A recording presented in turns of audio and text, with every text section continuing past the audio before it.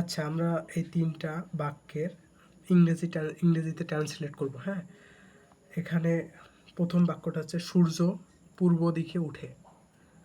সূর্য পূর্ব দিকে ওঠে, এটা প্রেজেন্ট টেন্স। হ্যাঁ, তো সূর্যর ইংরেজি কি সান, পূর্ব ইস্ট, আর ওঠে রাইজেস। হ্যাঁ, এখানে ভার্ব হলো রাইজেস, আর হলো সাবজেক্ট হলো সূর্য। তো আমরা লিখতে পারি দ্য সান। এখানে দা বসলো কারণ হলো সূর্য একটাই, যখন নির্দিষ্ট করে কিছু বলা হয় তখন আর্টিকেল দা বসে, দ্য সান। তো দ্য সান হলো ওঠে, রাইস। তো দ্য সান হলো সিঙ্গুলার ফর্ম, জন্য এস যুক্ত হবে। The sun rises in the east. East মানে পূর্ব দিক। কোন দিকে ওঠে? পূর্ব দিকে ওঠে। পরবর্তী সেন্টেন্সে যাই। এখানে বলছে বাইরে বৃষ্টি হচ্ছে। বাইরে বৃষ্টি হচ্ছে, কোথায় হচ্ছে? বাইরে হচ্ছে। অবজেক্ট আছে, সাবজেক্ট নেই। হ্যাঁ, তো আমরা হলো যেহেতু বৃষ্টি হচ্ছে, আমরা সাবজেক্ট হিসেবে বৃষ্টি হচ্ছে, এটা কিন্তু কন্টিনিউয়াস। বৃষ্টি হচ্ছে মানে এখনও হচ্ছে, তো এটা প্রেজেন্ট কন্টিনিউয়াস। সেই জন্য আমরা যে সাবজেক্ট ধরে নেই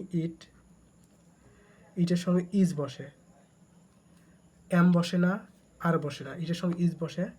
তো বৃষ্টির ইংরেজি কি? রেইন। তাহলে আমরা কি বলবো? ভার্বের সঙ্গে আইএনজি, যেহেতু কন্টিনিউয়াস সেই জন্য ভার্বের সঙ্গে সাবজেক্ট প্লাস এম ইজার প্লাস ভার্বের সঙ্গে আইএনজি প্লাস অবজেক্ট হয়। হ্যাঁ, সেই জন্য কি রেইনিং লিখবো। রেইনিং কোথায় হচ্ছে? In the outside. In the outside, বাইরে যেহেতু বলছে, বাইরে। ইন দ্য আউটসাইড, এটা অবজেক্ট। তারপরের সেন্টেন্সটা দেখব, শব্দ করো না। এখানে অবজেক্ট আছে, সাবজেক্ট নেই। এইরকম বাক্যগুলা ইম্পারেটিভ সেন্টেন্স হয়। হ্যাঁ, এগুলা হলো অক্সিলারি ভার্ব দ্বারা শুরু হয়।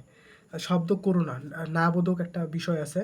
আমরা যদি অক্সিলারি ভার্ব ডু ডাজের মধ্যে ডু নিই, ডু হবে ডু। যেহেতু না বোধক আছে, ডোন্ট। করা, যেখানে ডোন্টের এইটা হলো যেহেতু অক্সিলারি ভার্ব, এরপরে মেইন ভার্ব বসে। অলওয়েজ ডু ডাজ ডিডের পরে মেইন ভার্ব বসে। তো করার ইংরেজি মেক, ডোন্ট মেক। শব্দের ইংরেজি নয়েস, ডোন্ট মেক নয়েস। ওকে, ধন্যবাদ।